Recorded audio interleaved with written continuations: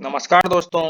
आज हम लोग पढ़ने जा रहे हैं the big five personality traits, जिसको हम लोग ओशियन मॉडल भी बोलते हैं। तो बिग फाइव पर्सनालिटी पढ़ने के बाद हम लोग ये जानने में सक्षम हो जाएंगे कि किसका पर्सनालिटी कैसा होता है पूरी दुनिया में। कोई किसी एक देश तक ये सीमित नहीं है। आगे हम लोग बढ़ते हैं। तो आगे बढ़ने के क्रम में हम लोग ये जानेंगे कि पर्सनैलिटी हम लोग क्यों पढ़ते हैं, पर्सनैलिटी को पढ़ना क्यों ज़रूरी है। पर्सनैलिटी को पढ़ना इसीलिए ज़रूरी है ताकि हम लोग जान सके कि लोग डिफरेंट क्यों होते हैं, लोग सेम सिचुएशन में अलग-अलग बिहेव क्यों करते हैं, और कुछ लोग को रूटीन पसंद होता है तो कुछ लोग को चेंज ज़्यादा पसंद होता है। ऐसा क्यों होता है? तो इन सभी चीज़ को समझने में कौन मदद करेगा? साइकोलॉजी मदद करेगा। और साइकोलॉजी का कौन सा पार्ट? वो है पर्सनैलिटी वाला हिस्सा। पर्सनैलिटी क्या होता है? पर्सनैलिटी एक कंसिस्टेंट पैटर्न है किस चीज़ का? थिंकिंग का, फीलिंग का और बिहेवियर का। हमारा 3 चीज़, यानी कि हमारा थिंकिंग, हमारा फीलिंग और हमारा बिहेवियर, इसका एक कंसिस्टेंट पैटर्न डिसाइड करता है कि हमारा पर्सनैलिटी कैसा होगा और हमारा पर्सनैलिटी किस-किस चीज़ को इन्फ्लुएंस करता है।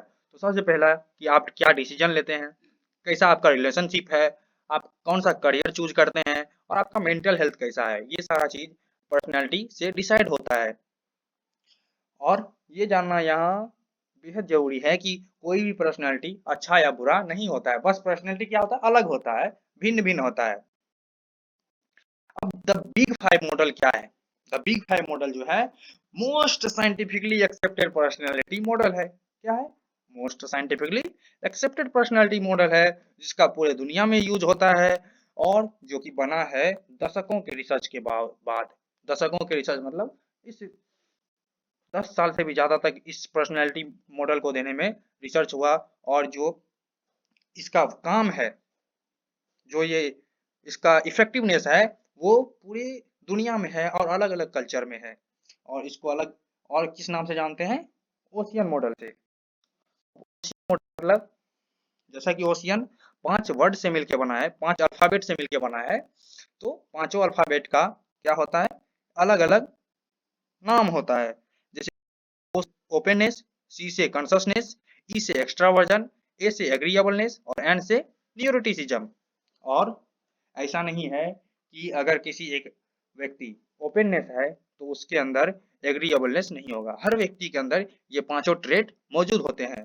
बशर्ते फर्क ये होता है कि किसी के अंदर कोई एक ट्रेड जो है वो डोमिनेट कर जाता है तो उसका पर्सनैलिटी वैसा हो जाता है। उदाहरण के तौर पर अगर हम देखें, अगर किसी के अंदर एक्स्ट्रावर्जन वाला ट्रेड जो है वो ज़्यादा डोमिनेट कर रहा है तो उसका पर्सनैलिटी कैसा हो जाएगा? एक्सट्रोवर्ट हो जाएगा। अब पर्सनैलिटी कोई एक चीज़ नहीं है, पर्सनैलिटी पूरा क्या है? एक स्पेक्ट्रम है, यानी कि जैसे स्केल होता है ना, उस तरह काम करता है। पर्सनैलिटी एक स्केल की तरह काम करता है, एक स्पेक्ट्रम की तरह काम करता है। क्योंकि ट्रेट्स जो होते हैं वो या तो ऑन होते हैं या ऑफ होते हैं, यानी sorry, traits are not on और ऑफ। ट्रेड्स जो है ऑन ऑफ नहीं होते हैं। Everyone falls somewhere in between. जैसा कि मैंने बताया कि पर्सनैलिटी क्या है? एक स्केल की तरह काम करता है। तो एक स्केल में आप भी कहीं आते हैं और हम भी कहीं आते हैं। और जैसे कि हम लोग वॉल्यूम को कंट्रोल करते हैं, उसको स्विच नहीं कर सकते हैं। इसीलिए हम कहते हैं कि कोई भी पर्सनैलिटी क्या होता है? परफेक्ट नहीं होता है। अब पहला हम लोग का ट्रेट है ओपननेस। ओपननेस का मतलब होता है कि हम लोग न्यू आइडियाज, क्रिएटिविटी और एक्सपीरियंसेस को लेके कितने ज़्यादा ओपन है, कितना खुला हमारा विचार है, कितना हम लोग क्रिएटिव हैं, कितना हम लोग के पास एक्सपीरियंस है, कितना हम लोग नया-नया एक्सपीरियंस लेने का कोशिश करते हैं। ठीक है? आगे बढ़ते हैं। अब हम लोग जानते हैं कि अगर ओपननेस हाई है और अगर ओपननेस लो है तो कैसा-कैसा बिहेवियर देखने को मिलेगा, कैसा-कैसा क्वालिटी देखने को मिलेगा। अगर ओपननेस हाई है तो वो आदमी क्रिएटिव होगा, क्यूरियस होगा, इमेजिनेटिव होगा, लव्स न्यू आइडियाज। नया आइडिया वो क्या करेगा? पसंद करेगा। अगर वहीं पे अगर ओपननेस लो है तो क्या होगा? वो प्रैक्टिकल होगा, ट्रेडिशनल होगा रूटीन को ज़्यादा पसंद करेगा, और फेमिलियर वेज मतलब जो चलते आ रहा है बस उसी को एक्सेप्ट करके उसी में चलते जाएगा, वो कुछ अलग वो नहीं करेगा। अगर ओपननेस लो है, ओपननेस जो है वो हर कल्चर में देखा जा सकता है। अब देखो, दूसरा जो ट्रेट है वो है सी से कंससनेस। कंससनेस का मतलब होता है कि how organised, responsible and disciplined a person is. कोई पर्सन कितना ऑर्गेनाइज्ड है, कितना रिस्पॉन्सिबल है और कितना डिसिप्लिन्ड है। अब अगर किसी के अंदर कंससनेस हाई है या लो है तो उसका क्या क्या गुण हो सकता है। अगर कंससनेस हाई है तो वो व्यक्ति ऑर्गेनाइज्ड होगा, रिलायबल होगा, गोल ओरिएंटेड होगा, सेल्फ डिसिप्लिन्ड होगा। और लो है तो फ्लेक्सिबल होगा, स्पॉन्टेनियस होगा, लेस स्ट्रक्चर्ड होगा और रिलैक्स्ड अबाउट रूल का उतना उसको फिकर विकर नहीं रहेगा। और तीसरा ट्रेट है वो है एक्स्ट्रावर्जन का। एक्स्ट्रावर्जन मतलब कि आपके अंदर वो जो एनर्जी होती है वो कहाँ से आती है।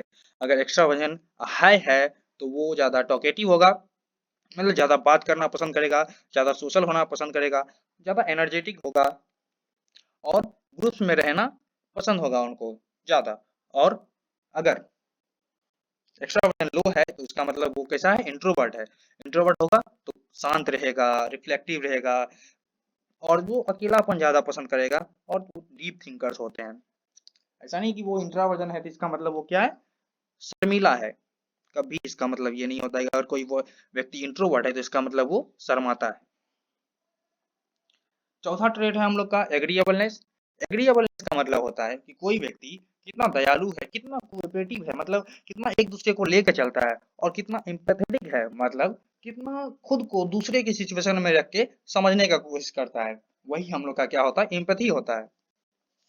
अगर एग्रीएबलनेस मान लीजिए आपके अंदर हाई है तो आपका नेचर होगा, आप बहुत ज़्यादा केयरिंग होंगे, आप ट्रस्टिंग होंगे, आप हेल्पफुल होंगे और कोऑपरेटिव होंगे, ऑब्वियसली। अगर एग्रीएबलनेस लो है तो आप कॉम्पिटिटिव नेचर के होंगे, डायरेक्ट होंगे, क्रिटिकल होंगे और इंडिपेंडेंट होंगे। और जो भी हाई और लो दोनों चीज क्या है एग्रीएबलनेस में, दोनों इंपॉर्टेंट है सोसाइटी में। लास्ट ट्रेड है हम लोग का न्यूरोटिसिज्म। न्यूरोटिसिज्म का मतलब होता है emotional stability and response to stress. किसी भी स्ट्रेसफुल सिचुएशन में या जब भी आप स्ट्रेस में होते हैं तो आप उस वक्त कितना खुद को इमोशनली स्टेबल पाते हैं, कितना आप अपने भावनाओं पर कंट्रोल कर पाते हैं, वही आपका न्यूरोटिज्म ट्रेट एक्सप्लेन करता है। न्यूरोटिज्म अगर आपके अंदर हाई है तो आप इमोशनली स्टेबल होंगे, नहीं ज़्यादा इमोशनल होंगे ज़्यादा, सॉरी। अगर न्यूरोटिज्म हाई है तो आप ज़्यादा इमोशनल होंगे, मतलब कि ज़्यादा सेंसिटिव होंगे और एंग्जियस होंगे, मतलब कुछ भी छोटा सा भी बात पे आप ज़्यादा रिएक्ट कर जाएंगे। अगर लो न्यूरोटिसिज्म जो कि रहना चाहिए, आप शांत रहेंगे, इमोशनली स्टेबल रहेंगे और किसी भी प्रेशर को आप आसानी से क्या करेंगे, हैंडल करेंगे। अलग अलग कल्चर में इसका क्या रोल है, तो ये जो है 50 से भी ज़्यादा कंट्री में ये यूज किया जाता है बिग फाइव पर्सनैलिटी। और ये वैलिडेट जो है लैंग्वेज लैंग्वेज में है, रिलीजन में है, सोसाइटीज में है। और ये बताता है कि आदमी कैसे अलग होते हैं, ना कि वैसे जैसे उसको अलग होना चाहिए। एप्लीकेशंस क्या क्या है बिग फाइव पर्सनैलिटी ट्रेट के, तो पहला एजुकेशनल फील्ड में है, करियर गाइडेंस में, लीडरशिप में, रिलेशनशिप में, मेंटल हेल्थ में, ऑब्वियसली एंड सेल्फ डेवलपमेंट में। तो हम लोग इससे क्या सीख सकते हैं कि हम लोग सबसे बड़ा चीज जो सीख सकते हैं कि ये पर्सनैलिटी इज मेजरेबल। पर्सनैलिटी को हम लोग माप सकते हैं, पर्सनैलिटी हम लोग डिसाइड कर सकते हैं कि किसका कैसा है। और ये जानना सबसे बेहद जरूरी है, हर किसी व्यक्ति के अंदर ये पांचों ट्रेट मौजूद होता है। और जैसा कि मैंने शुरू में बताया, कोई भी ट्रेट अच्छा या बुरा नहीं होता है, बस कॉम्बिनेशन है होता है अच्छा और बुरा का। और अगर हम किसी के पर्सनैलिटी को समझ जाते हैं तो वो हमारे अंदर एम्पैथी को इम्प्रूव करता है।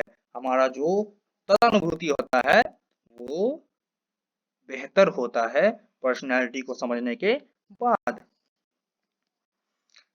तो दोस्तों आज के लिए इतना ही, मिलते हैं अगले वीडियो में, तब तक के लिए शुक्रिया। जय हिंद, जय भारत।